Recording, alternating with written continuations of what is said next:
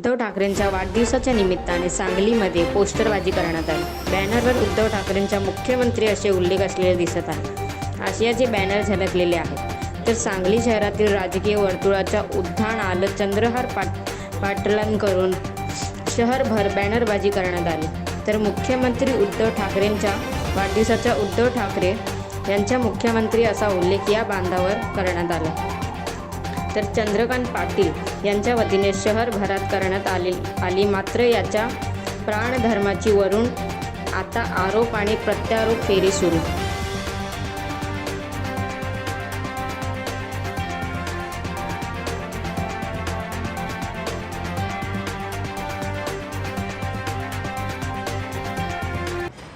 सांगलीत ज्यांनी मुख्यमंत्री उद्धव ठाकरे असे बॅनर्स आणि पोस्टर्स लावलेले आहेत ते पैलवान डबल महाराष्ट्र केसरी चंद्रहार पाटील उपस्थित आहेत।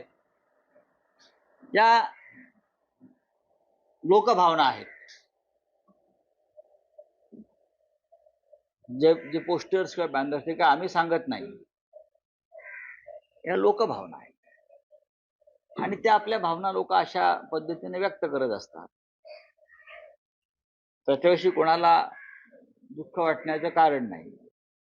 संजय राऊत जे काही म्हणत आहेत की जनभावना आहे म्हणून सांगली, कोल्हापूर आणि संपूर्ण महाराष्ट्रभर उद्धव ठाकरेजी हे भावी मुख्यमंत्री आहेत असे बॅनर लागलेले आहेत।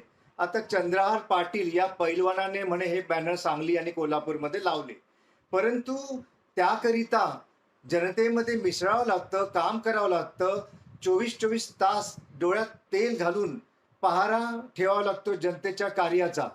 आणि नुसतं बोर्ड लावून कोणीही मुख्यमंत्री होत नसतं। आणि जर उद्धव ठाकरे हे जे मुख्यमंत्री असतील भावी, तर मग काँग्रेस काय करणार आहे? काँग्रेसला हे मान्य आहे का? नाना पटोले, वडेट्टीवार आणि काँग्रेसच्या दिल्लीतील नेत्यांना हे मान्य आहे का? तेव्हा संजय राऊत यांनी या सगळ्या गोष्टींचं गणित मांडावीत, अभ्यास करावा।